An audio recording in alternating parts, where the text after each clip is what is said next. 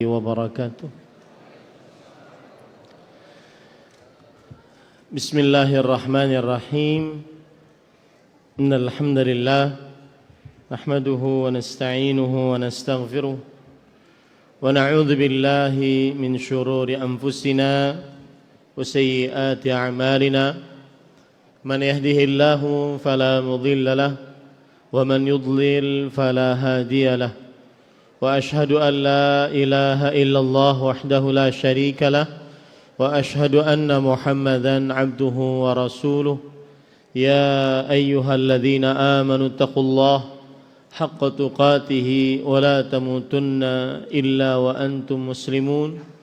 يا أيها الناس اتقوا ربكم الذي خلقكم من نفس واحدة وخلق منها زوجها وبث منهما رجالا كثيرا ونساء واتقوا الله الذي تساءلون به والأرحام إن الله كان عليكم رقيبا.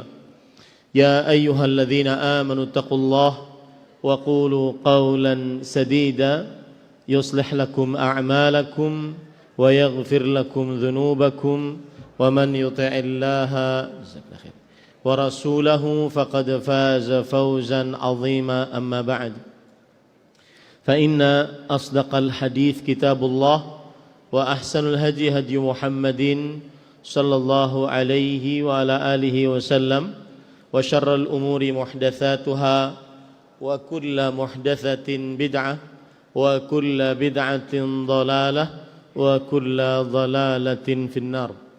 Alhamdulillah, kita bersyukur pada Allah Subhanahu wa taala pada hari ini, hari Sabtu malam Ahad 9 Sya'ban 1446 Hijriah, bertepatan dengan 8 Januari 2025, 8 Februari 2025. Kita dimudahkan oleh Allah Subhanahu wa taala untuk duduk bersama di Masjid Jami' Abu Darda, Pekanbaru, Riau, untuk mengkaji ayat-ayat suci Al-Quran dan hadis dari Rasul sallallahu alaihi wasallam dalam sebuah kajian tematik dengan tema untukmu yang masih melalaikan salat.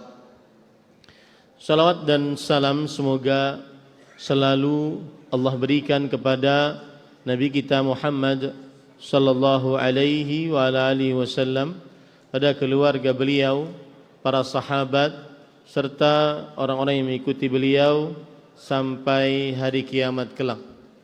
Dengan nama-nama Allah yang husna dan sifat-sifatnya yang ulia, kita berdoa, Allahumma inna nas'aluka ilman nafi'an wa rizqan tayyiban wa amalan mutaqabbala. Allahumma amin.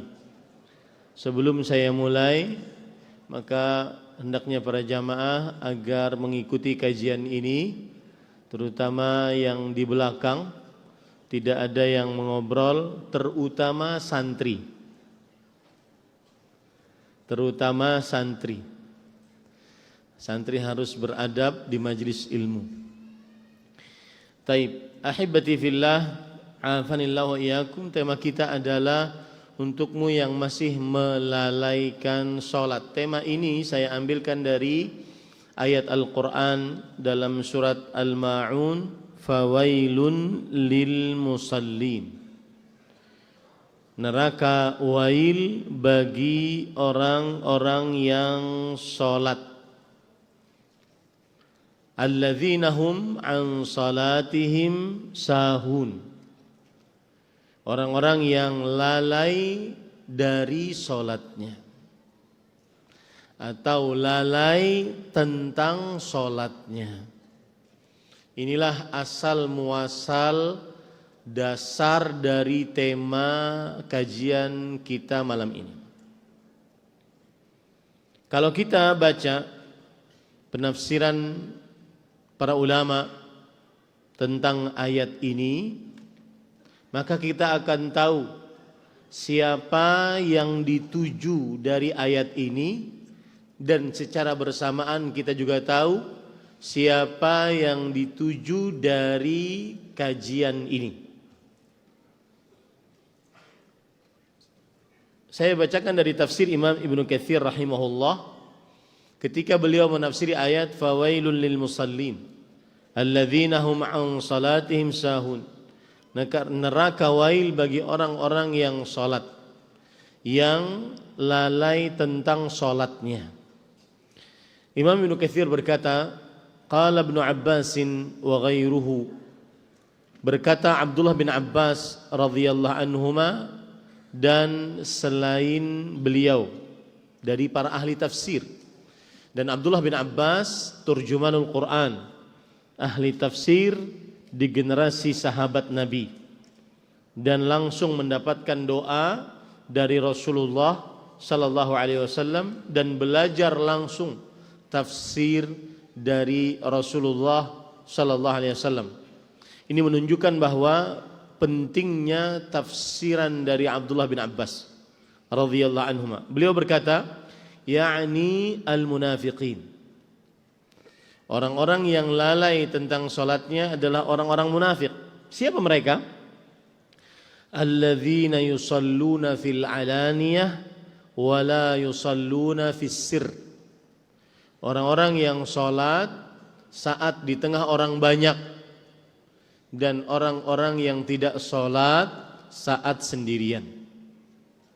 Kita ambil garis ringkasnya, termasuk orang-orang yang lalai adalah orang-orang yang terkadang sholat, terkadang tidak sholat.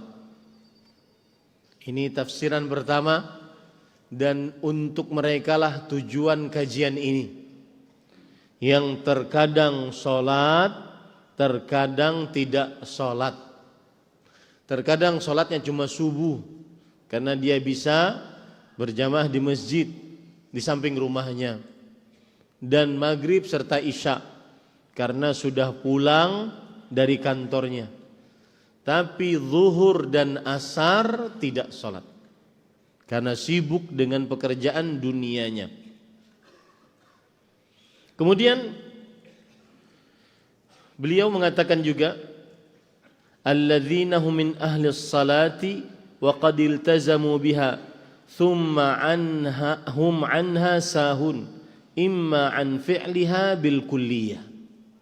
Yang artinya termasuk orang yang lalai salat adalah orang yang meninggalkan salat sama sekali, yang dahulunya ahli salat. Artinya termasuk yang dituju dalam kajian ini orang yang tidak sholat sama sekali, beragama Islam tapi tidak sholat. Ini yang dituju dari kajian dengan tema untukmu yang meninggalkan sholat. Kemudian Abdullah bin Abbas juga mengatakan, wa imma an fi'liha fil waqtil muqaddari laha syar'an fayukhrijaha an waqtiha bil kulliyah. Atau yang ketiga, orang yang lalai salat adalah orang yang mengerjakan salat di luar waktunya.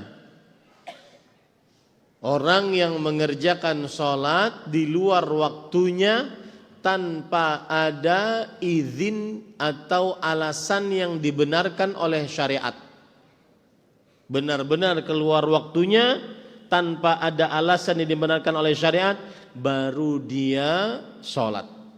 Tidak karena ketiduran atau karena kelupaan, tetapi memang karena melalaikan, meremehkan, malas, sehingga habis waktunya baru dia mengerjakan sholat di luar waktunya. Itulah yang dimaksud dengan fawailun lil musallin. Neraka wail bagi orang-orang yang sholat, alladzina hum an salatihim sahun, orang-orang yang lalai tentang sholatnya. Dan itulah orang ketiga yang dituju dari tema kajian ini. Untukmu orang-orang yang melalaikan sholat. Kemudian Orang yang keempat yaitu yang disebutkan oleh Rasulullah sallallahu alaihi wasallam dan juga dikatakan oleh para ulama ahli tafsir, wa imma an waqtihal awal fayuakhirunaha ila akhirih daiman au ghaliban. Yang keempat, orang yang mengakhirkan sholat dari mengerjakannya di awal waktu. Mereka sengaja mengakhirkan sholat dan akhirnya mengerjakan sholat di akhir waktu dalam kebanyakan sholatnya. Dalam kebanyakan sholatnya dalam hidupnya selalu sholatnya di akhir waktu tanpa ada alasan yang dibenarkan oleh syariat. Sebagaimana hadis Rasul sallallahu alaihi wasallam riwayat Bukhari dan Muslim, tilka salatul munafiq, tilka salatul munafiq, tilka salatul munafiq. Itulah salatnya orang munafik. Itulah salatnya orang munafik, itulah salatnya orang munafik. Yajlisu yarqubus syams. Dia duduk menunggu matahari. Sudah masuk waktu asar, menunggu matahari hatta idza kanat baina qarnai syaitan qama fanaqara arba'an la yadhkurullaha fiha illa qalila. Ketika matahari sudah di antara dua tanduk syaitan. Antum silahkan cek di internet bagaimana matahari kalau mau terbenam. Itu seperti di antara dua tanduk syaitan. Matahari yang sudah menguning itu mau terbenam, maka dia menunjukkan waktu mau masuk waktu maghrib. Baru orang ini bangun mendirikan sholat dengan tergesa-gesa seperti burung memakan makanannya, mematuk makanannya sangat cepat dan tidak menyebut nama Allah di dalam sholatnya kecuali sedikit saja. Ini orang yang keempat yang dituju dari atau yang dimaksud dari fawailun lil musallin alladzina hum an salatihim sahun. Neraka wail bagi orang yang sholat, yang lalai tentang sholatnya. Dan itulah orang keempat yang dituju dari tema kajian ini. Orang yang kelima disebutkan oleh Imam Ibnu Katsir rahimahullah, wa imma an adaiha bi arkaniha wa syurutiha 'ala al-wajhil ma'muri bih wa imma 'anil khushu'i fiha wa tadabburi li ma'aniha fal lafdhu yashmalu kullu hadza kullu. Yang artinya yang kelima, orang tersebut salatnya tidak memperhatikan rukunnya, syarat-syaratnya, kekhusyuannya sebagaimana yang diinginkan di dalam salat. Rasulullah sallallahu alaihi wasallam pernah bersabda dalam hadis riwayat Imam Abu Daud, "Shalli salata muwaddi'." Salatlah seperti orang yang ingin berpisah. Kalau habis salam mati, salatlah seperti itu. Kalau kata malaikat maut, Din, kamu habis salam, mati. Maka niscaya orang tersebut akan sholat dengan benar-benar khusyuk, penuh tadabbur, rukun dan kewajiban serta syarat-syaratnya dipenuhi sebanyak-banyaknya, sesempurna mungkin. Tidak ada sholat terlalu tergesa-gesa, tidak menyempurnakan tumakninah dalam ruku, tidak menyempurnakan tumakninah di dalam i'tidal, tidak menyempurnakan tumakninah dalam sujud dan duduk di antara dua sujud. Seperti sebagian di tengah kaum muslimin, ada orang sholat tarawih 21 rakaat 5 sampai 6 menit. Maka ini tidak menyempurnakan rukun. Salah satu rukunnya adalah tumakninah.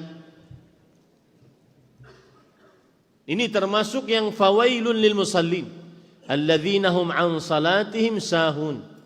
Neraka wail bagi orang-orang yang salat yang mereka lalai tentang salatnya. Sebelum saya lanjutkan, ada faedah menarik disebutkan oleh Imam Ibnu Katsir. Seorang ulama salaf Atha bin Dinar rahimahullah pernah berkata, "Walhamdulillahilladzi qala an salatihim sahun wa lam yaqul fi salatihim sahun." Segala puji bagi Allah yang berfirman, neraka wail bagi orang-orang yang salat yang lalai tentang salatnya. Segala puji bagi Allah atas firman tersebut. Allah berfirman tentang salatnya. Allah tidak berfirman fi salatihim sahun, bukan an salatihim, tetapi fi salatihim sahun, yang artinya lalai di dalam salatnya. Kalau seandainya firmannya lalai di dalam salatnya, maka niscaya kita semua orang-orang tersebut. Apa maksudnya lalai di dalam salatnya? Lalai di dalam salatnya, salat tetapi hatinya ke sana kemari, pikirannya ke sana kemari. Dan kita semua yang seperti itu. Allahu Akbar. Kunci ambo di mana? Pura-pura sok wibawa. Tak ada. Kiri nggak ada. Akhirnya dia mikir. Dan dia mencari kunci motor atau mobil di dalam sholatnya. Dan dapat.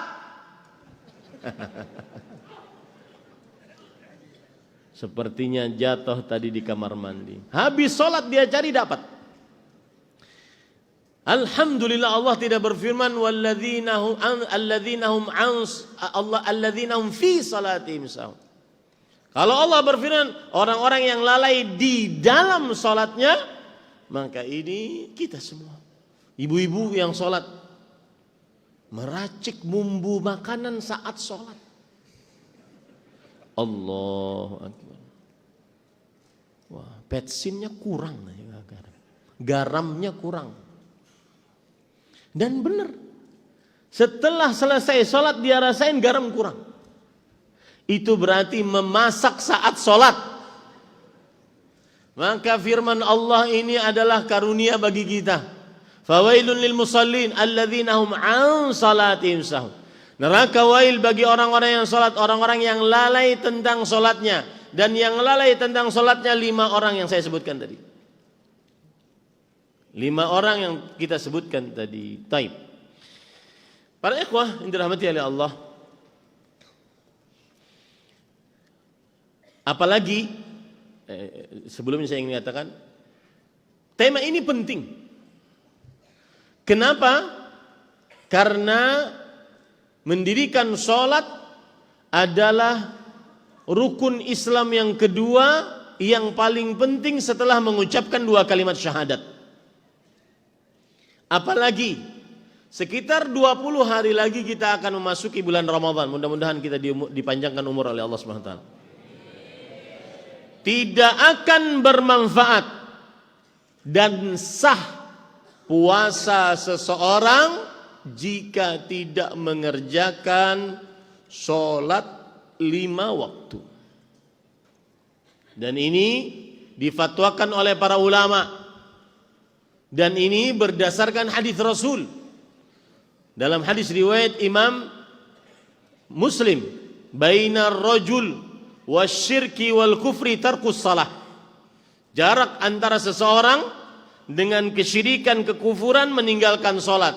Kalau orang ini meninggalkan salat, sudah tidak ada jarak lagi antara dia dengan kesyirikan dan kekufuran. Dan pelaku kesyirikan, kekufuran tidak sah amal ibadahnya apapun. Dalam hadis riwayat Tirmidzi, Rasulullah sallallahu alaihi wasallam bersabda, "Al-'ahdu alladhi bainana wa bainahumus shalah, faman tarakaha faqad kafar." Perjanjian antara kami kaum muslimin dengan mereka kaum kafirin musyrikin adalah perihal salat. Siapa yang meninggalkan salat maka sungguh dia telah kafir. Orang kafir tidak sah amal ibadahnya, termasuk puasa. Maka tema ini penting untuk dibahas sebelum menjelang masuk bulan Ramadan yang penuh dengan berkah. Para ikhwan yang dirahmati oleh Allah Subhanahu wa taala, tema ini juga penting untuk dibahas. Kenapa? Karena salat adalah syariat yang paling terbaik yang pernah Allah letakkan di atas muka bumi ini. Rasul sallallahu alaihi wasallam bersabda dalam hadis riwayat Imam At-Tabarani, "As-salatu khairu mawdhu', faman istata'a an yastakthir falyastakthir." Salat adalah syariat paling terbaik yang pernah Allah letakkan di atas muka bumi. Siapa yang sanggup untuk memperbanyak, maka hendaklah dia memperbanyaknya. Kemudian salat ini juga adalah salat yang perkara yang paling penting. Kenapa? Karena salat ini adalah wasiat paling terakhir Rasulullah sallallahu alaihi wasallam sebelum wafat.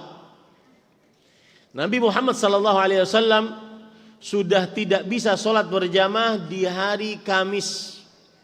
Pada waktu salat zuhur beliau tidak keluar lagi. Kamis, Jumat, Sabtu, Ahad, Senin beliau meninggal. Atau ya, Senin beliau meninggal. Di hari-hari tersebut dikatakan oleh orang-orang terdekatnya, Anas bin Malik, Ali bin Abi Thalib, Ummu Salamah, orang-orang terdekat Rasul sallallahu alaihi wasallam, Ummu Salamah radhiyallahu anha, bahwa wasiat paling terakhir Rasul sallallahu alaihi wasallam adalah as-salah, as-salah. Jagalah salat, jagalah salat. Bahkan beliau pada suatu hari, kalau tidak salah hari Ahad, beliau seperti ada kekuatan. Kemudian beliau bangun dan melihat para sahabat salat diimami oleh Abu Bakar As-Siddiq radhiyallahu anhu. Kemudian beliau membuka hordengnya. Kemudian beliau tersenyum melihat para sahabat menjaga salatnya. Maka salat adalah wasiat paling terakhir Rasulullah SAW. Wasiat adalah pesan penting orang yang sebelum meninggal agar dikerjakan setelah meninggal. Kita saja kalau diwasiati oleh orang tua kita sebelum meninggal, maka kita akan sangat mengingat sampai akhir hayat kita. Apa wasiat orang tua kita? Ini bukan hanya sekedar orang tua, akan tetapi Nabi Muhammad sallallahu alaihi wasallam yang lebih wajib kita cintai dibandingkan orang tua dan seluruh manusia. Di dalam hadis yang diriwayatkan oleh Imam Ahmad, Ummu Salamah radhiyallahu anha berkata, Ummu Salamah istri Nabi, orang terdekat Rasul sallallahu alaihi wasallam. Kana min akhiri wasiyati Rasulillah sallallahu alaihi wasallam as-salah, as-salah wa ma malakat aymanukum. Adalah termasuk wasiat paling terakhir, akhiru wasiyah. Wasiat paling terakhir Rasul sallallahu alaihi wasallam adalah jagalah salat, jagalah salat dan berbuat baiklah kepada budak-budak kalian. Kemudian kata Ummu Salamah, hatta ja'ala Nabiyullah sallallahu alaihi wasallam yulajlijuha fi sadrih wa ma yafidhu biha lisanuh. Sampai Nabi Muhammad sallallahu alaihi wasallam mengulang-ulang ucapan tersebut sampai dadanya dan lisannya penuh dengan ucapan tersebut. Bagaimana antum bayangkan orang sakit keras mau meninggal kemudian memberikan wasiat?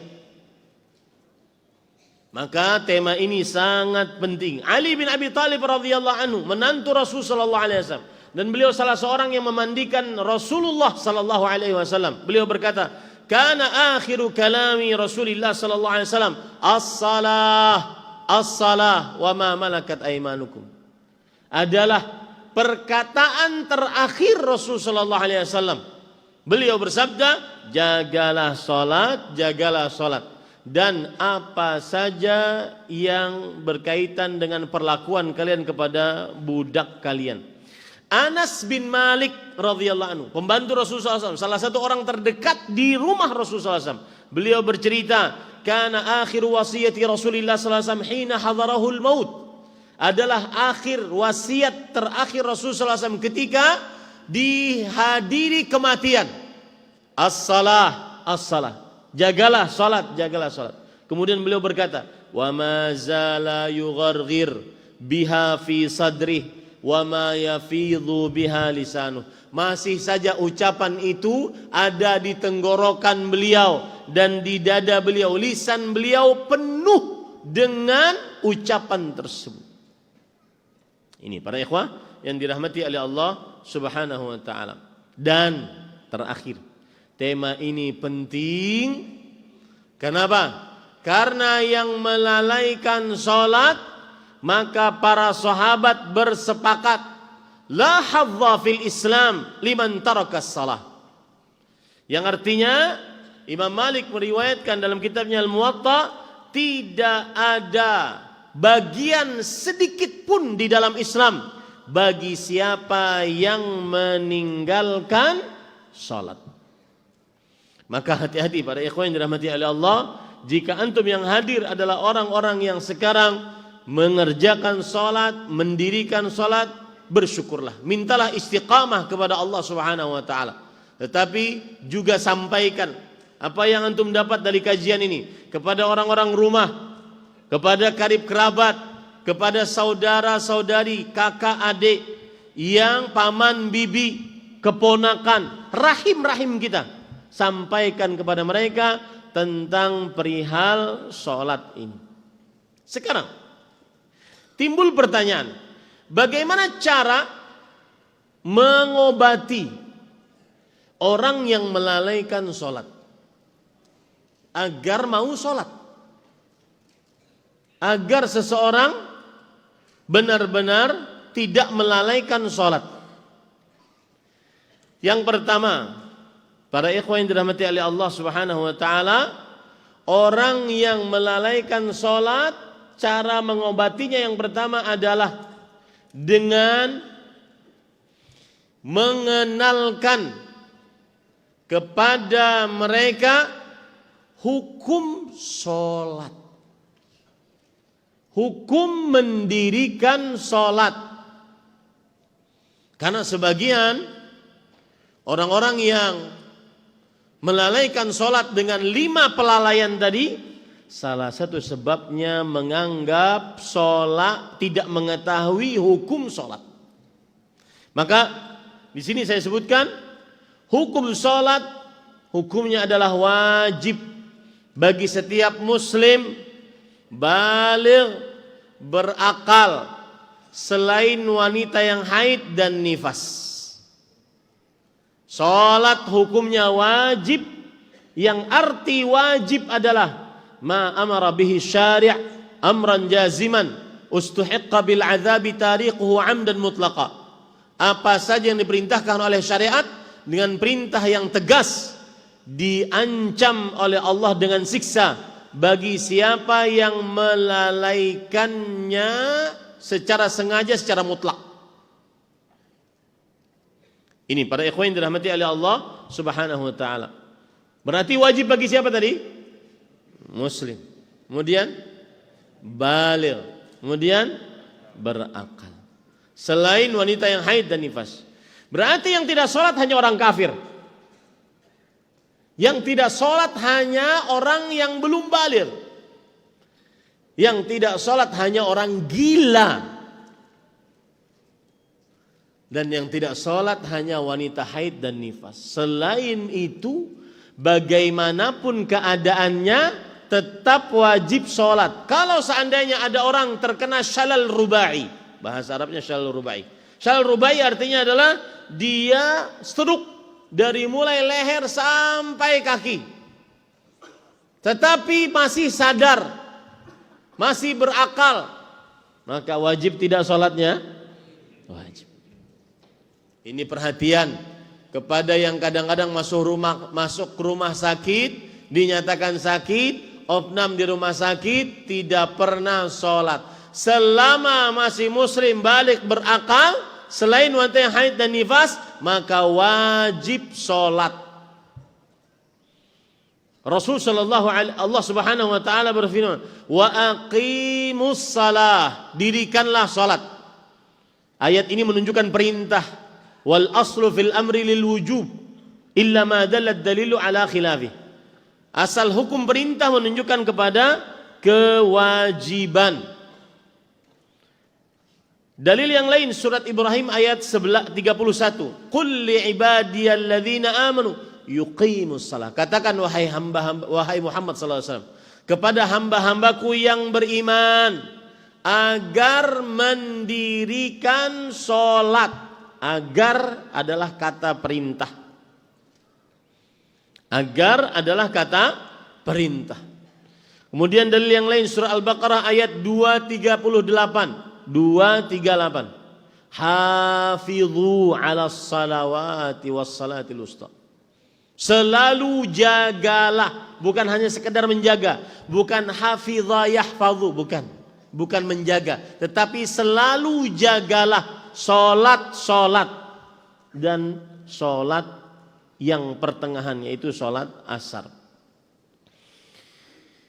Para ikhwan yang dirahmati oleh Allah Subhanahu wa taala, Allah Subhanahu wa taala juga berfirman dalam surah An-Nisa ayat 103, "Innas salata kanat 'alal mu'minina kitaban mauquta."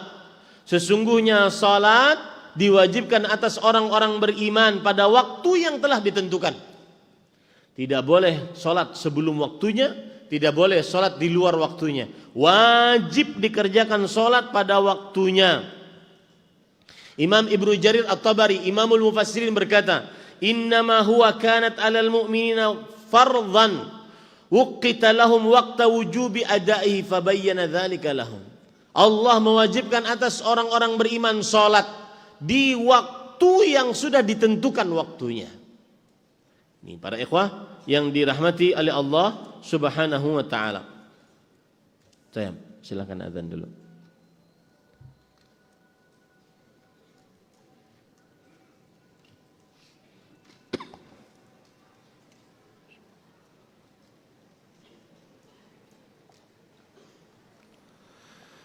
Allahu akbar, Allahu akbar. Allahu akbar,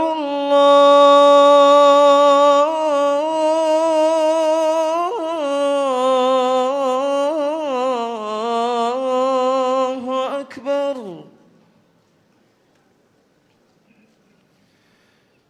أشهد أن لا إله إلا الله.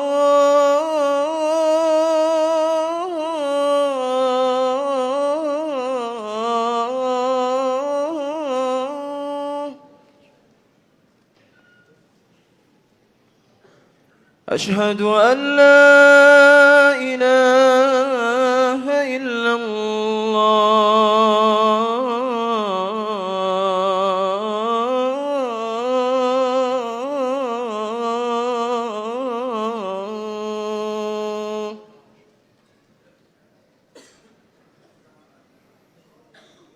أشهد أن محمدا رسول الله.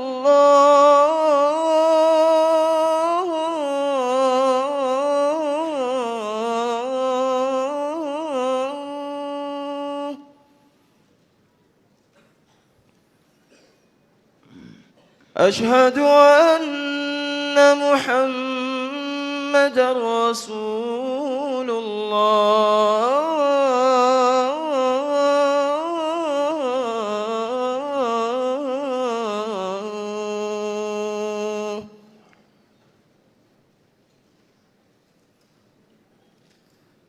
حي على الصلاة.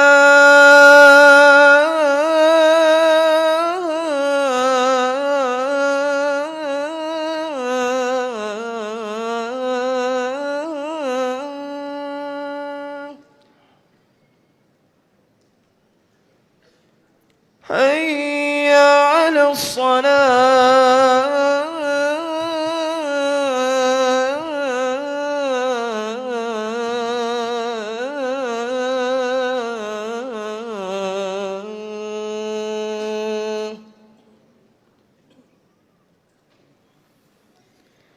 حي على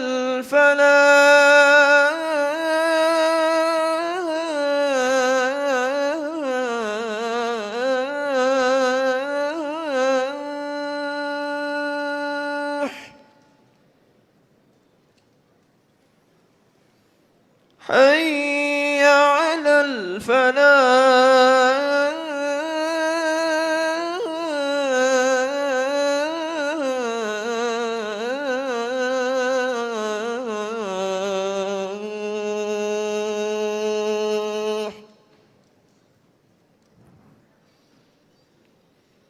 الله أكبر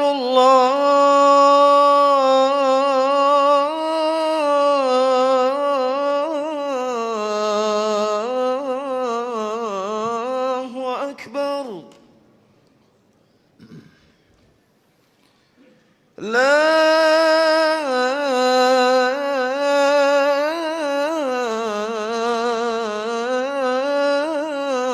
إله إلا الله.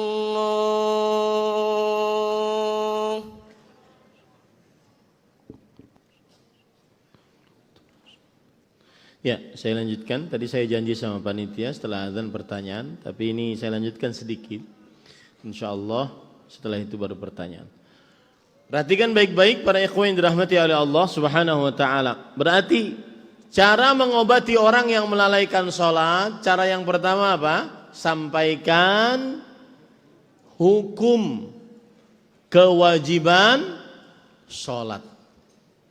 Sampaikan bahwasanya sholat itu hukumnya wajib, yaitu apa saja yang diperintahkan oleh syariat dengan perintah yang tegas, diancam dengan siksa bagi siapa yang meninggalkannya dengan sengaja secara mutlak. Maka para ikhwah yang dirahmati oleh Allah Subhanahu wa taala, wajib sholat selama muslim. Yang tidak sholat hanya orang kafir. Wajib sholat kalau muslim baligh. Yang tidak sholat yang belum baligh. Wajib sholat kalau seandainya dia sudah masih berakal. Yang tidak sholat hanya orang gila. Ya, bagaimanapun keadaannya, mau mukim, mau safar, mau sakit, mau sehat, tidak bisa bangun, tetap sholat. Rasul sallallahu alaihi wasallam bersabda, "Shalli qa'iman fa illam tastati fa ala jambin, fa illam tastati fa qa'idan, fa illam tastati fa ala jambin." Salatlah dalam keadaan berdiri. Kalau tidak sanggup, salat dalam keadaan duduk. Kalau tidak sanggup, salat dalam keadaan berbaring. Lihat penjelasan para ulama akan hadis ini. Kata Al-Hafidh Ibn Rajab Al-Hambali, beliau mengatakan, "Walau ajaza an dzalika kullih." Kalau dia tidak sanggup mengerjakan itu, tidak sanggup berdiri, tidak sanggup duduk, tidak sanggup berbaring, karena benar-benar sudah lemah karena sakit. Au ma'a bi tarfihi, dia salat dengan kedipan matanya. Wa shalla bi niyatihi, dan salat dengan qalbunya. Walam tasqut anhu shalah 'alal masyhur, tidak gugur kewajiban salat dia menurut pendapat yang masyhur dari kalangan mazhab Hambali. Fadilat Syekh Al-Allamah Al-Imam Baqiyatu Ulama'is Salaf, Dr. Saleh bin Fauzan bin Abdullah Al-Fauzan, beliau mengatakan, "Al-muslim la tasqutu anhu shalah ma dama aqluhu thabitan." Orang muslim bagaimanapun keadaannya, tidak gugur kewajiban salatnya selama akalnya masih ada. Walakinnahu yusalli ala hasabi halih, tetapi dia salat sesuai dengan kesanggupannya. Fattaqullaha mastata'tum, bertakwalah kepada Allah sesuai dengan kemampuan kalian. Baik, itu cara yang pertama, mengobati orang yang melalaikan salat. Cara yang kedua, mengobati orang yang melalaikan salat, kenalkan, ajarkan bagi orang yang melalaikan salat kedudukan salat di dalam agama Islam. Dan ini sudah sebagian saya sebutkan tadi. Yang pertama, kedudukan salat, dia adalah rukun Islam. rukun Islam. Rasul sallallahu alaihi wasallam bersabda, "Bunyal Islamu ala khams." Islam dibangun di atas 5 perkara. Syahadati an la ilaha illallah wa anna Muhammadar Rasulullah wa iqamis salah wa ita'iz zakah wal haji wa shaumi Ramadan. Islam dibangun di atas 5 perkara. 2 kalimat syahadat, mendirikan salat. Dari hadis ini kita ambil pelajaran kedudukan salat paling agung. Kedudukannya, kita tidak membicarakan keutamaan, pahala salat, enggak, belum nanti. Kedudukan salat paling agung, dia adalah rukun Islam. Salah satu rukun Islam yang paling utama setelah 2 kalimat syahadat. Saya bertanya sekarang kepada antum sekalian, Ustadz, kalau memang rukun, memang kenapa? Kalau rukun kenapa memang? Ada apa dengan rukun? Ini sebabnya karena tidak paham makna rukun. Rukun pengertiannya secara bahasa adalah al-janibul aqwa minasyai'. Bagian yang paling kuat dari sesuatu, itu rukun. Maka ketika salat adalah rukun Islam, dia adalah bagian yang paling kuat dalam Islam. Itu satu. Salah satu makna rukun adalah secara istilah ulama usul fikih, ma la yatimu illa bihi. Rukun adalah sesuatu yang tidak sempurna kecuali dengannya. Islam tidak sempurna kecuali dengannya. Itu yang disebut dengan rukun Islam. Ini yang saya maksud. Ketika tadi antum belajar rukun Islam, belajarlah yang seperti ini pelan-pelan. Antum akan mumpuni ilmunya. Coba tanya kepada diri antum, sudah berapa lama saya mengenal dakwah yang mulia ini? Sudah berapa dalam ilmu yang mumpuni yang saya miliki? Apakah cuma hanya kajian-kajian tematik? Apalagi di zaman sekarang hanya ilmu-ilmu yang didapat dari reels 1 menitan, short 2 menitan. Ya akhi, itu bukan ilmu yang mumpuni ya akhi. Itu hanya sekedar pengingat, penasehat. Ilmu yang mumpuni, yang belajar benar-benar secara sistematis rukun Islam dengan kitab dan guru, rukun iman dengan kitab dan guru. Itu yang akan mumpuni. Dan saya katakan, saya tantang itu, siapa yang mengerjakan silahkan lapor. Mudah-mudahan dia bermanfaat. Itu arti rukun. Rukun artinya yang ketiga adalah mahiyatus syai', inti sesuatu. Maka ketika dikatakan rukun Islam, solat adalah rukun Islam, berarti solat adalah inti sesuatu. Maka benarlah perkataan para ulama salaf, la hadza fil Islam liman tarakas shalah. Tidak ada bagian dalam Islam bagi siapa yang meninggalkan solat. Kemudian kedudukan solat yang lain. Solat adalah amalan paling pertama yang akan dihisab. Dan solat penentu amalan-amalan lain, serta solat penentu nasib seseorang di akhirat. Itu 3 poin dalam 1 deretan. Solat amalan paling pertama yang akan dihisab oleh Allah. Yang kedua, solat penentu amal lain. Solatnya rusak meskipun Anda ahli bakti orang tua, meskipun Anda ahli sedekah, ahli umroh, ahli zakat, tidak manfaat kalau solatnya rusak. Solat penentu nasib di akhirat. Seseorang akan beruntung, sukses di akhirat karena kalau solatnya baik. Seseorang akan buntung, merugi di akhirat kalau solatnya rusak. Ini kedudukan solat yang sangat luar biasa. Alangkah ruginya orang yang berbakti pada orang tua tapi tidak sholat, karena itu tidak dianggap nantinya. Rasul sallallahu alaihi wasallam bersabda dalam hadis yang diriwayatkan oleh Imam At-Tabarani, awwalu ma yuhasabul abdu yaumal qiyamah as-salah. Yang pertama kali akan dihisab atas seorang hamba pada hari kiamat adalah sholat. Fa in saluhat saluha sairu amali. Wa in fasadat fasada sairu amali. Kalau salatnya baik, maka seluruh amalnya baik. Kalau sholatnya buruk, rusak, seluruh amalnya rusak. Ini para ikhwan yang dirahmati oleh Allah Subhanahu wa taala. Kemudian lihat kedudukan sholat yang lain. Sholat adalah ibadah yang paling dicintai oleh Allah. Dari sisi mana? Pertama, Rasulullah SAW harus mengambil syariat tersebut langsung kepada Allah. Beliau yang naik kepada Allah saat Isra dan Mi'raj. Kemudian yang kedua, tidak pernah ada ibadah yang dikerjakan diulang sehari semalam 5 kali sehari semalam kecuali sholat. Yang ketiga, tidak pernah ada ibadah yang sunnahnya paling banyak kecuali sholat. Yang keempat, tidak ada ibadah yang kalau lupa diulang kecuali sholat. Ini menunjukkan ibadah sholat, ibadah yang paling disukai oleh Allah Subhanahu wa taala.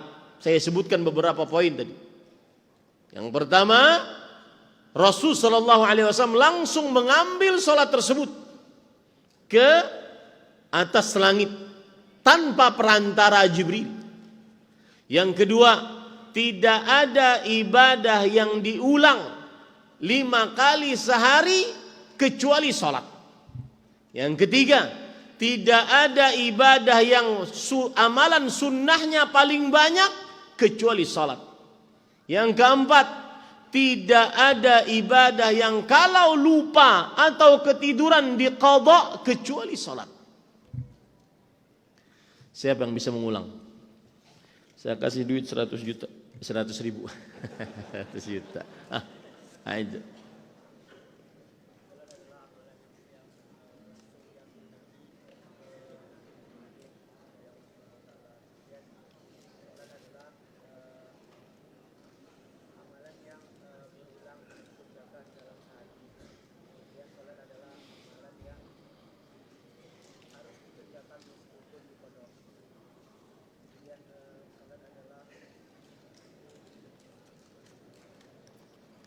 Sampingnya bantu. Satu kurang. Ambil. Salat adalah ibadah yang amalan sunnah. Ibadah yang amalan sunnahnya paling banyak. Taib. Bahkan tambahan yang kelima nih. Salat ibadah yang paling dicintai oleh Allah. Salat disyariatkan untuk anak kecil sebelum baligh. 7 tahun sudah diperintahkan sholat. 10 tahun bahkan sebelum balik, kalau tidak sholat boleh dipukul anak tersebut dengan pukulan yang tidak menyakiti. Itulah kedudukan sholat. Sekarang cara yang ketiga untuk menasehati orang yang melalaikan sholat, menerangkan kepadanya keutamaan sholat. Menerangkan kepadanya keutamaan sholat. Keutamaan sholat yang paling istimewa adalah menghapuskan dosa. Keutamaan sholat yang paling istimewa adalah menghapuskan dosa. Rasulullah SAW bersabda dalam hadis yang diriwayatkan oleh Imam Muslim, "Ara'aitum law anna nahran bi babi ahadikum yaghtasilu minhu kulla yawmin 5 marrat, hal yabqa min daranihi syai'?" Wahai kalian para sahabatku, apa pendapat kalian kalau salah seorang di antara kalian di depan rumahnya ada sungai, dia mandi di sungai tersebut 5 kali sehari. Tentunya sungainya airnya bersih. 5 kali sehari, apakah masih tersisa di tubuhnya kotoran? Para sahabat menjawab, la yabqa min daranihi syai'. Tidak akan tersisa dari tubuhnya di kotoran sedikit pun. Kemudian Rasulullah SAW bersabda, "Fadzalika mathalus salawatil khams yamhullahu bihinnal khataya." Demikianlah perumpamaan salat 5 waktu menghapuskan dosa-dosa dengan salat tersebut. Rasulullah SAW bersabda, "As-salawatul khams wal jum'atu ila jum'ah wa ramadhan ila ramadhan mukaffiratu ma bainahunna idza ijtunibatil kaba'ir." Sholat 5 waktu, Jumat kepada Jumat yang lain, bulan Ramadan kepada bulan Ramadan yang lain, menghapuskan dosa di antaranya jika dijauhi dosa-dosa besar. Berarti orang yang sholat isya nanti terhapus dosanya antara maghrib dan isya. Orang yang sholat subuh nanti terhapus dosanya antara isya dan subuh. Orang yang sholat zuhur nanti besok terhapus akan dosanya antara subuh dan zuhur, dan seterusnya seperti itu. Ini keutamaan sholat yang paling agung, yaitu menghapuskan dosa. Yang kedua, keutamaan sholat yang paling agung juga, terutama di zaman sekarang, banyak orang-orang yang resah, gelisah dengan harta. Banyak orang-orang yang insecure, tidak pede karena tidak punya harta, akibat dididik oleh media sosial, seakan-akan kunci kesuksesan adalah punya harta. Perhatikan Rasulullah SAW, agar seseorang tenang kalbunya, sholatlah. Allah berfirman dalam surah Al-Hijr ayat 97-99, walaqad na'lamu annahu yadhiqu sadruka bima yaqulun fasabbih bihamdi rabbika wa kum minas sajidin. Kami benar-benar mengetahui bahwa dadamu sempit terhadap apa yang diucapkan oleh mereka, olok-olokan dari orang-orang kafir Quraisy.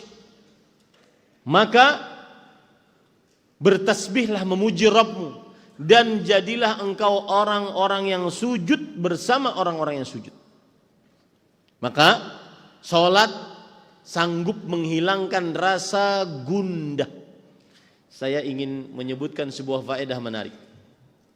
Ali bin Abi Thalib radhiyallahu anhu pernah ditanya, ayyu syai'in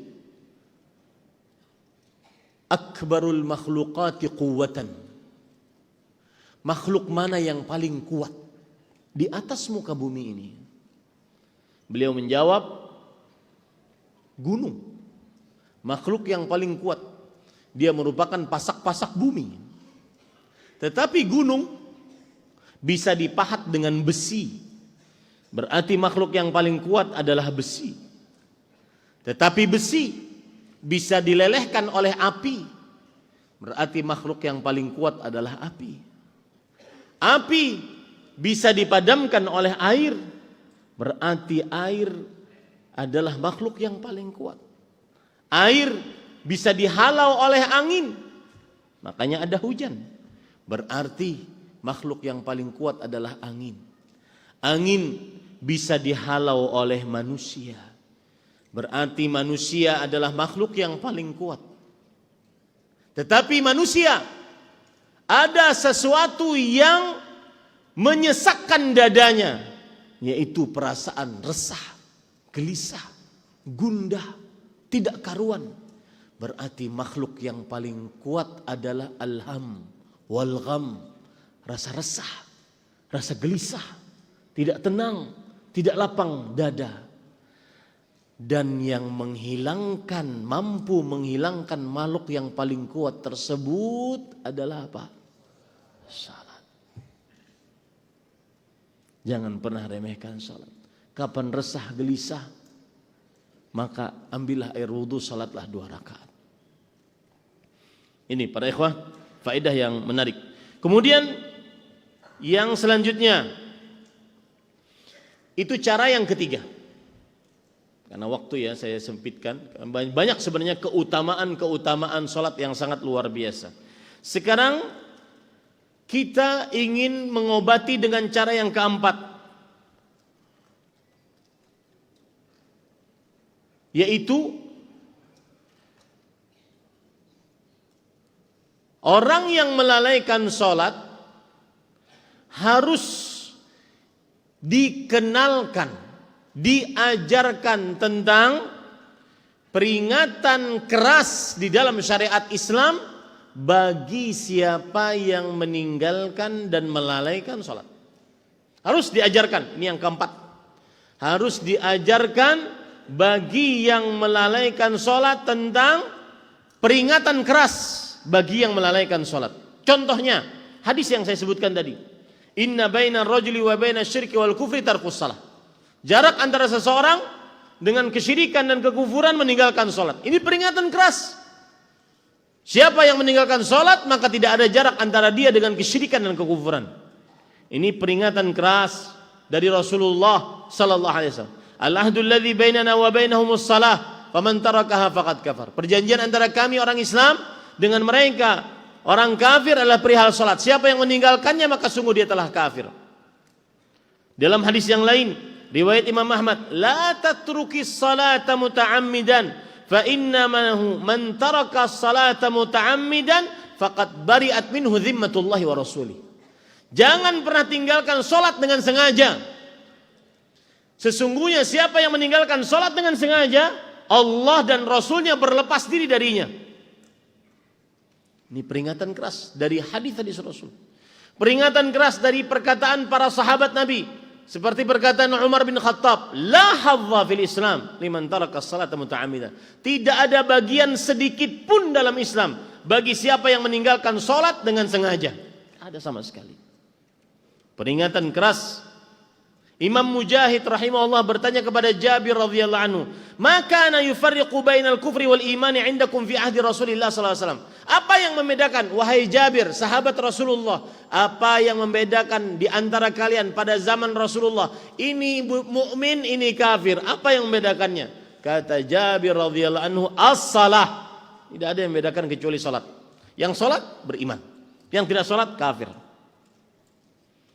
Ini obat yang keempat agar seseorang taubat dari melalaikan salat. Obat yang kelima agar seseorang tidak melalaikan salat, yaitu menjelaskan kepada orang tersebut tentang kejinya siksa di akhirat bagi siapa yang melalaikan salat. Kejinya siksa di akhirat. Sebelum masuk kehidupan akhirat di neraka, di alam barzakh dulu, disiksa kubur bagi siapa yang meninggalkan sholat. Yang pertama siksanya, nih jenis siksanya di alam barzakh ya, siksa kuburnya. Orang tersebut berbaring, kemudian di kepala orang yang berbaring tersebut ada seorang yang membawa sebongkah batu yang besar, kemudian dia lemparkan ke kepala orang tersebut. Lihat, kenapa dia harus berbaring? Karena biar tidak bisa ngelak. Benar-benar kena, benar-benar mantap kenanya. Rasul sallallahu alaihi wasallam bersabda, "Innahu atani al-lailah atiyan wa innahuma ibta'athani wa innahuma qala li intaliq wa in intalaqtu ma'ahuma wa inna atayna ala rajulin muttaji' wa idza akharu qa'imun alaihi bisakhrah wa idza huwa yahwi bisakhrah li ra'si fayathlaghu ra'sahu fayatahadhadul hajar hauna fayatba'ul hajar fayakhudhu fala yarju ilayhi hatta yasihha ra'suhu kama kan thumma ya'udu alayhi fayaf'alu bihi mithla ma fa'ala al-marrata al-ula." Qala qultu lahumā subhanallah ma hadhan, yang artinya aku dibawa oleh dua orang malaikat, kemudian aku melihat seorang yang berbaring. Kemudian di sisi kepala orang yang berbaring tersebut ada seorang yang membawa sebongkah batu. Dia melempar batu tersebut, kemudian batu tersebut menggelinding ke sana kemari. Kemudian dia ambil batunya. Tidaklah orang ini kembali kepada orang yang berbaring tersebut kecuali kepala orang yang berbaring tersebut sudah kembali seperti semula setelah rusaknya. Lalu dia lempar terus seperti itu. Kemudian aku berkata, subhanallah, siapa mereka berdua ini? Kemudian orang tersebut mengatakan, fa innahu rajulul ya'khudhul Qur'an fayarfudhuh wa yanamu 'anis salatil maktubah. Sesungguhnya dia adalah orang yang dulunya menghafal Quran lalu dia meninggalkannya.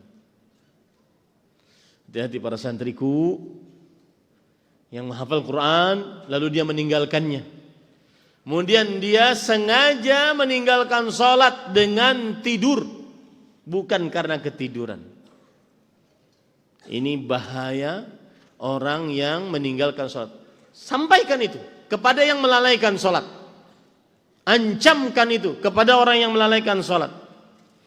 Kemudian para ikhwan yang dirahmati oleh Allah, siksa di akhirat yang lain, Rasul sallallahu alaihi wasallam, Allah berfirman dalam surah Al-Qalam ayat 42 sampai 43. Yauma yukshafu an saq wa yud'auna ila sujud fala yastati'un khashi'atan absaruhum tarhaquhum dhillah wa qad kanu yud'auna ila sujudi wa hum salimun. Pada hari itu disingkap betis. Kemudian mereka, orang-orang di hari kiamat akan diperintahkan untuk sujud. Maka mereka tidak sanggup sujud. Bukan tidak mau, tidak sanggup sujud. Mata mereka tertunduk, terhina di hadapan Allah Subhanahu wa taala.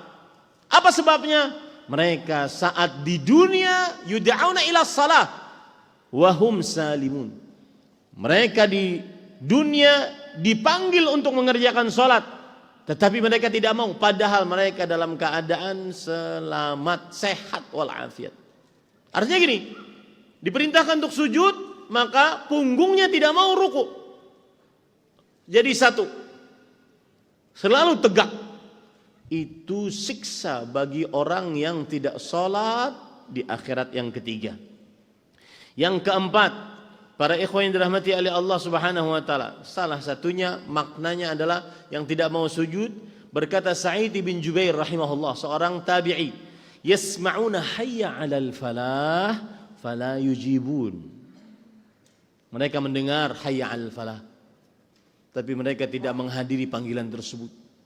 Ini pelajaran terutama bagi bapak-bapak, para laki. Kalau sudah azan, letakkan semuanya, HP-mu, media sosialmu, pekerjaan, datangilah sholat. Yang ketiga, orang yang tidak sholat akan dibakar dalam neraka sakar. Allah Subhanahu wa taala berfirman dalam surah Al-Mudaththir ayat 39, illa ashabal yamin fi jannati yatasaalun anil mujrimin ma salakakum fi saqar qalu lam nakum minal musallin. Para penghuni surga di bagian kanan bertanya-tanya, kenapa kalian wahai orang-orang yang masuk ke dalam neraka, kenapa kalian masuk ke sini? Mereka mengatakan lam naku minal musallin, kami bukan termasuk orang-orang yang mendirikan sholat. Timbul pertanyaan, neraka sakor itu bagaimana? Wa ma adraka ma saqar.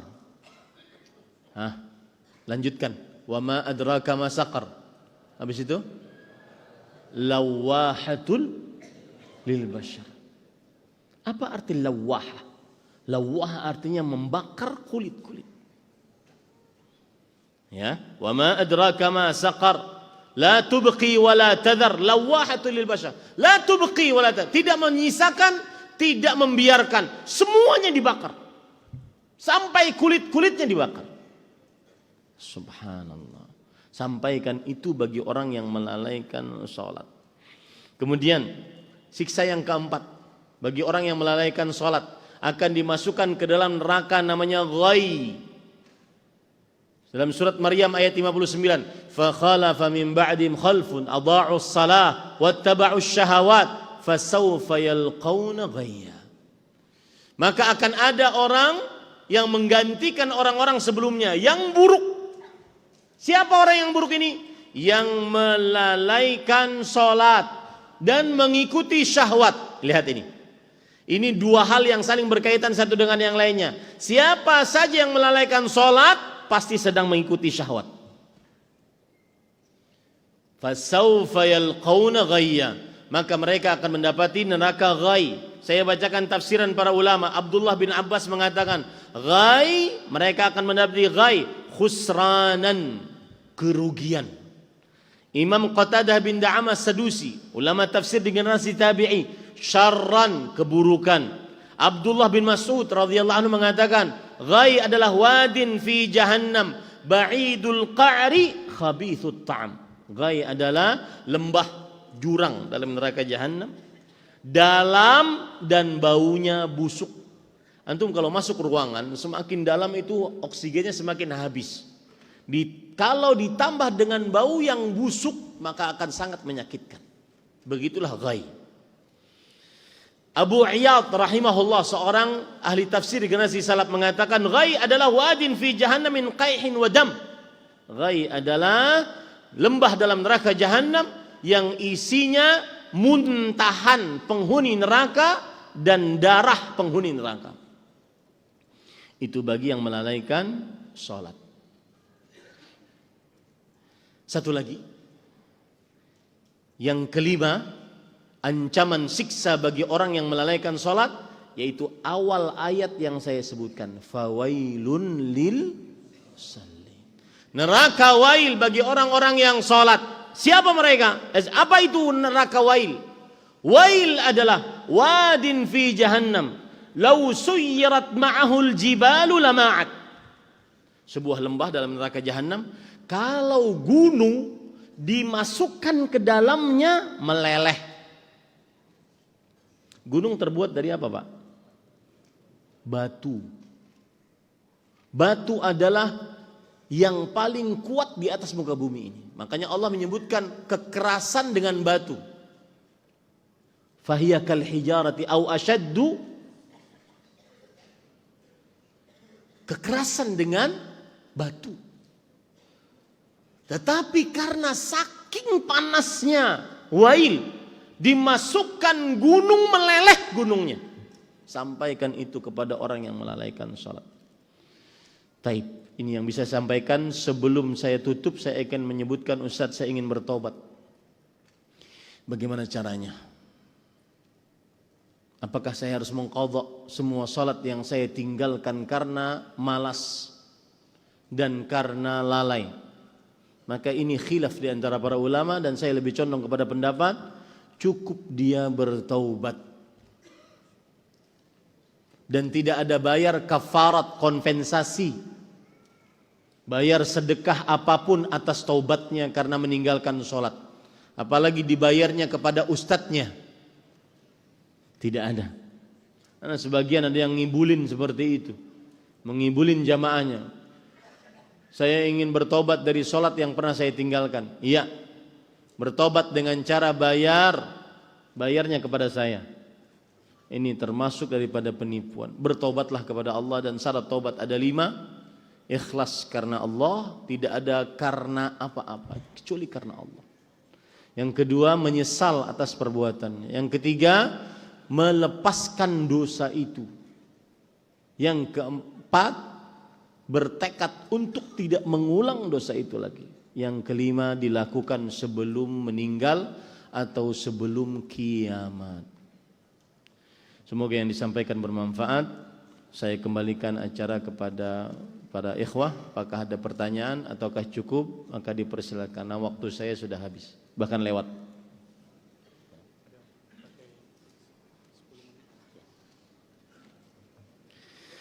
Berapa jarak yang sahih hukum menjamak atau mengqashar salat wajib? Apakah harus 80 kilo? Gini para ikhwah, untuk salat qashar,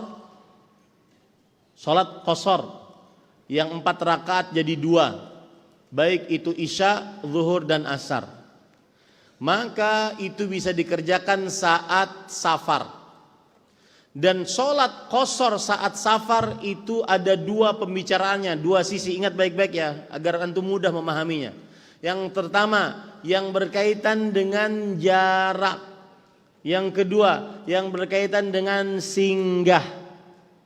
Seorang musafir yang bersafar di dalam perjalanannya, maka berapa jarak yang boleh dengannya dia mengqashar sholat? Jawabannya adalah terjadi khilaf di antara para ulama. Jumhur mengatakan sikap kehati-hatian 80 kilo. Ulama peneliti sekelas Syekhul Islam Ibnu Taimiyah rahimahullah, ketika Allah berfirman, "Wa idza darabtum fil ardi falaysa 'alaikum junahun tuqsuru minas shalah." Jika kalian bepergian di atas muka bumi ini, maka tidak mengapa kalian mengqashar salat. Maka bepergian di sini umum, belum ditentukan oleh Allah dalam Al-Quran, oleh Rasulullah SAW dalam hadis yang sahih. Setiap yang umum dalam Al-Quran belum ada penjelasannya secara rinci, maka dikembalikan kepada uruf, kebiasaan. Seperti saya dari Pekanbaru ke Duri. Apakah orang Pekanbaru dan Duri menganggap ini antara perjalanan keduanya ini safar atau tidak? Jika dianggap safar, maka dia safar. Ini pendapat yang saya lebih condong kepadanya. yaitu sesuai dengan kebiasaan. Dan itu berkaitan dengan jarak safar. Artinya antum mengqashar salat dalam keadaan sedang bersafar, tidak singgah. Itu yang pertama.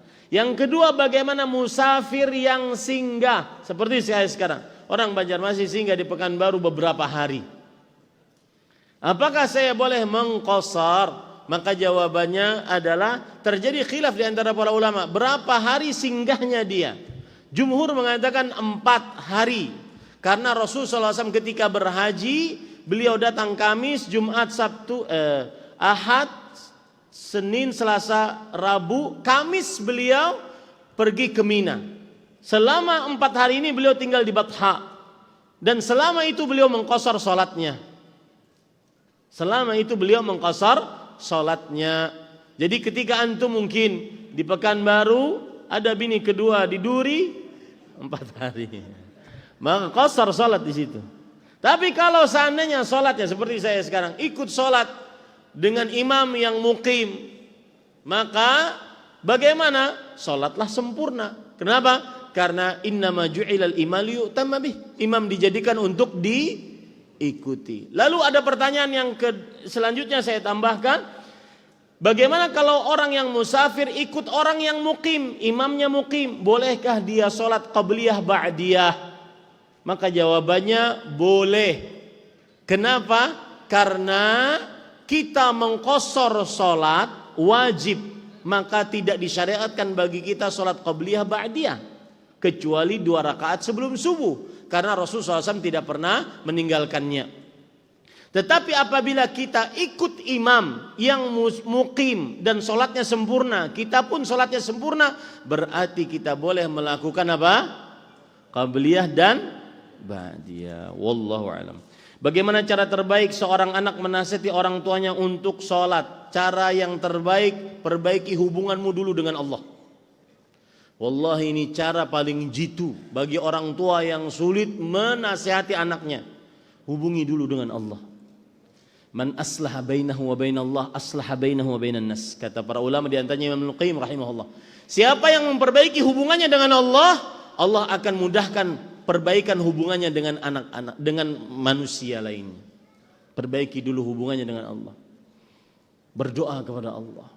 Takwa kepada Allah. Jadi ukurannya itu bukan mulut kita sampai berbuih menasihati sang anak.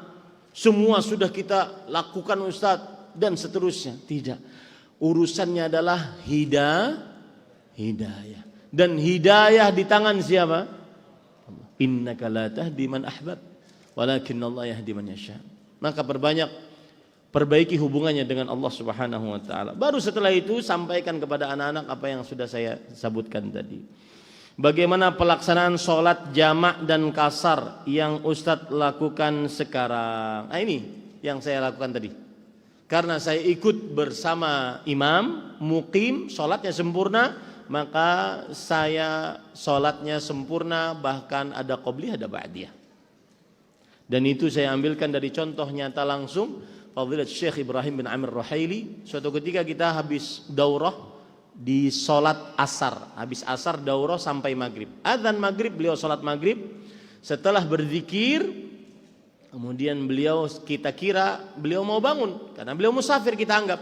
Ternyata beliau sholat 2 rakaat. Habis sholat 2 rakaat, sholat lagi. Saya langsung nanya kepada penjaganya atau kepada yang menemani beliau, ini kebiasaan Syekh? Iya. Begitu Pak. Seorang yang mengaku salafi harus lebih banyak ibadahnya dibandingkan yang lain. Terutama Pak, saat di rumah. Kita challenge, kita tantang diri kita masing-masing saat di rumah. Lebih banyak ibadahnya. Tapi dengan syarat, setelah itu jangan bikin status. Tidak ada jepretan video, kemudian foto sejadah. Alangkah indahnya sholat tahajud di malam hari. Perbanyak ibadah. Ya, ada perkataan menarik dari para ulama, la tabhathu an akhlaqir rijal fil masajid. Jangan engkau lihat kebiasaan orang di masjid. Di masjid semuanya soleh dan solehat. Cari saat dia di rumah dengan tetangganya, saat safar, saat berhubungan dengan uang. Terutama saya pesan di rumah masing-masing, Pak. Tegakkan ibadah. Abu Uthman An-Nahdi, seorang tabi'i, muridnya Abu Hurairah radhiyallahu anhu. Beliau bercerita, "Tadhayyaftu Abu Hurairah sab'a layal." Aku bermalam di rumah guruku Abu Hurairah sepekan. Itu, Pak, kalau sudah sepekan sudah ketahuan. Ini guru ini gimana sebenarnya. Kalau antum sepekan sama saya tahu bagaimana saya pemalasnya, bagaimana saya dan seterusnya. Kalau sekarang kita buat-buat aja lah. Ya, pura-pura aja depan antum-antum. Terlihat soleh. Ya. Kemudian beliau bercerita, setelah sepekan beliau mengambil sebuah nilai. Kata beliau, "Fakana Abu Hurairah wa imra'atuhu wa khadimuhu ya'taqibuna al-laila atlathan." Ternyata selama itu aku melihat Abu Hurairah, istrinya dan pembantunya sholat malam bergantian, setiap malam sepertiga malam, sepertiga malam, sepertiga malam. Di rumah, Pak. Ya, kita janji masing-masing sama diri kita masing-masing di rumah. Seperti yang saya ungkap ketika saya khutbah Jumat kemarin. Jangan sampai malah saat sendirian di rumah menjadi akhlak, menjadi habit, kebiasaan, pasti maksiat. Hati-hati, Pak.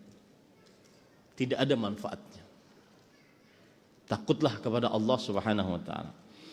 Bagaimana sholat? Ini sudah sholat safar sudah, tapi berkaitan dengan hari Jumat. Bagaimana saat safar pada hari Jumat? Mohon nasihatnya. Apakah saya boleh menjamak sholat Jumat walaupun saya mendapatkan masjid di saat waktu sholat Jumat tiba? Saya nasihatkan gini, jangan menjamak kecuali saat sangat terpaksa. Kenapa para ikhwah? Sholat yang paling kuat syarat sholat adalah waktu sholat. Min akadi syurutis salah al-waqt. Termasuk syarat paling ditekankan dalam sholat adalah waktu. Maka kalau menjamakkan berarti merubah waktunya. Maka jangan menjamak kecuali dalam keadaan sangat terpaksa, lemah. Dan ini yang kita dapatkan seperti para masyayikh kita. Kalau seandainya mereka sudah bermalam, tidak jalan itu maksudnya tidak di dalam perjalanan, sehingga maka mereka sangat memperhatikan sholat pada waktunya, meskipun dengan cara diqashar, tidak menjamaknya kecuali dalam keadaan terpaksa. Ya, ini para ikhwan yang dirahmati oleh Allah. Maka nasihat saya, sholatlah sholat Jumat. Kemudian nanti kalau seandainya di safar dia bisa singgah sholat asar, singgahlah. Wallahu a'lam. Tolong diberikan penjelasan di saat waktu masuk waktu sholat tapi kita masih melanjutkan kajian dan belum melaksanakan sholat karena masih ada jemaah yang belum paham. Jazakumullah khair atas pertanyaan yang bagus ini. Maka jawabannya, sholat Isya Rasulullah SAW pernah mengakhirkan sholat. Kemudian Umar bin Khattab mengatakan, as-salah ya Rasulullah. Wahai Rasulullah, salat. Umar bin Khattab, subhanallah. Ya. Kemudian ta'ibun nas, orang-orang sudah capek wahai Rasul sallallahu alaihi wasallam. Maka kemudian Rasul sallallahu alaihi wasallam keluar dan bersabda, laula an asyqa ala ummati innaha la waqtuha. Kalau seandainya aku tidak menyulitkan atas umatku, maka salat Isya yang paling afdal adalah diakhirkan. Dan ini juga saat tablik akbar saja, pas saya datang saja. Apakah ada keringanan bagi seorang ibu yang menyusui, bagi seorang ibu yang anak-anaknya rewel sehingga sholatnya terkadang lalai tidak di awal? Maka jawabannya harus berusaha. Jangan sampai dia melalaikan seperti mengakhirkan terus-terusan. Kalau dalam keadaan sesekali karena terpaksa anak ini tidak bisa ditinggal masih mending. Terus-terusan. Makanya saya tadi kalau antum review kajian saya terus-terusan selalu. Itu yang tercela. Wallahu alam. Apakah wajib sholat ke masjid jika kita mendengar suara azan? Contoh seperti kerja di pedalaman yang lumayan jauh dari masjid. Maka jawabannya para ikhwan yang dirahmati Allah, selama dia mendengar azan maka pergilah ke masjid. Kalau menyulitkan maka ketika dia di pedalaman hendaknya dia membuat masjid yang mungkin suara azan kedengaran Ustaz, Tapi kan pakai mikrofon, pembesar suara. Kalau saya ke sana mungkin setengah jam. Maka buatlah dia di pedalaman itu masjid atau musala yang dia bisa berjamaah dengan kaum muslimin di daerah itu saja. Demikian sallallahu Nabi Muhammad walhamdulillahirabbil alamin. Subhanakallah bihamdik asyhadu an la ilaha illa anta astaghfiruka wa atubu ilaik. Wassalamualaikum warahmatullahi wabarakatuh.